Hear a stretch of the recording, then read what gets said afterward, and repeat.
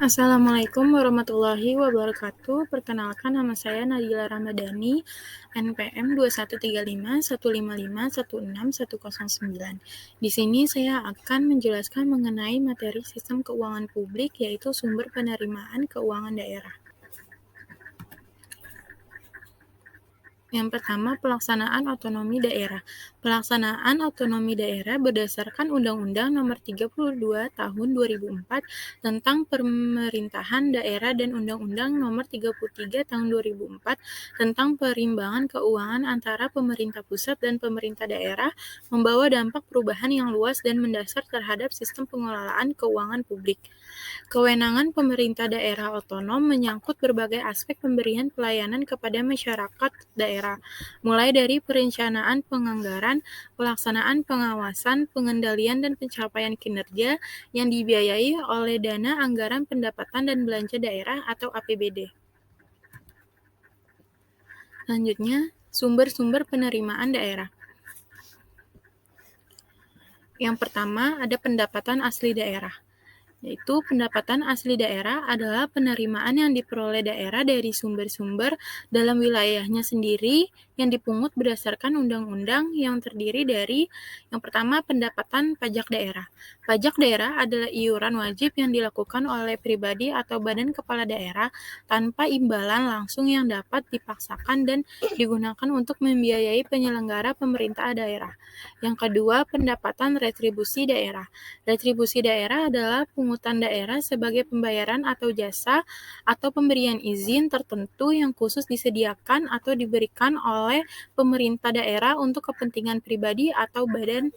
Contohnya yaitu retribusi jasa umum, retribusi jasa usaha, dan retribusi perizinan tertentu. Yang ketiga, lain-lain PAD yang sah. Lain-lain PAD yang sah merupakan pendapatan yang diterima oleh daerah di luar pajak. Retribusi dan hasil pengelolaan kekayaan daerah yang dipisahkan terdiri dari penerimaan jasa giro, hasil kerjasama daerah, dan pendapatan bunga. Yang kedua, ada pendapatan dari pengembalian. Pendapatan transfer merupakan pendapatan yang berasal dari entitas pelapor lain, seperti pemerintah pusat atau daerah otonom lain dalam rangka perimbangan keuangan. Pendapatan transfer meliputi yang pertama, pendapatan transfer pemerintah pusat sampai dana pembangunan, yaitu ada bagi hasil pajak, bagi hasil bukan pajak. Yang kedua, dana alokasi umum atau DAU. Dana alokasi umum adalah sejumlah dana yang harus dialokasikan pemerintah pusat kepada setiap daerah otonom atau provinsi atau kabupaten atau kota di Indonesia setiap tahunnya sebagai dana pembangunan. DAU merupakan salah satu komponen belanja pada APBN dan menjadi salah satu komponen pendapatan pada APBD. Dana alokasi umum atau DAU dialokasikan untuk provinsi dan kabupaten atau kota. Yang ketiga, ada dana alokasi khusus atau DAK. Dana alokasi khusus atau DAK adalah alokasi dari anggaran pendapatan dan belanja negara kepada provinsi atau kabupaten atau kota tertentu dengan tujuan untuk mendanai kegiatan khusus yang merupakan urusan pemerintah daerah dan sesuai dengan prioritas nasional. Yang ketiga, lain-lain pendapatan yang sah. Dana ini berasal dari hibah dari berbagai daerah dan juga dana darurat, yaitu dana bagi hasil pajak dari provinsi dan dana desa. Selanjutnya ada jenis-jenis pajak daerah. Yang pertama, pajak provinsi terdiri atas pajak kendaraan bermotor, pajak bea balik nama kendaraan bermotor, pajak bahan bakar kendaraan bermotor, pajak air permukaan, dan pajak rokok.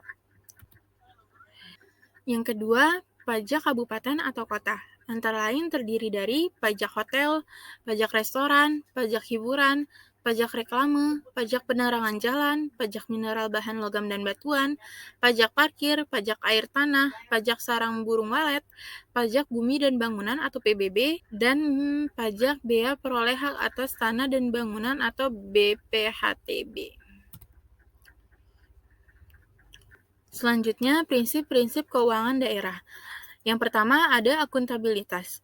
Dalam pengambilan keputusan sesuai dengan mandat yang diterima, kebijakan harus dapat diakses dan dikomunikasikan serta dipertanggungjawabkan. Yang kedua, transparansi. Diperlukan keterbukaan pemerintah dalam membuat kebijakan keuangan daerah sehingga DPRD dan masyarakat dapat mengawasi. Dan yang terakhir, yang ketiga, yaitu kejujuran. Keuangan publik harus dipercayakan kepada pengelola yang memiliki integritas dan kejujuran yang tinggi.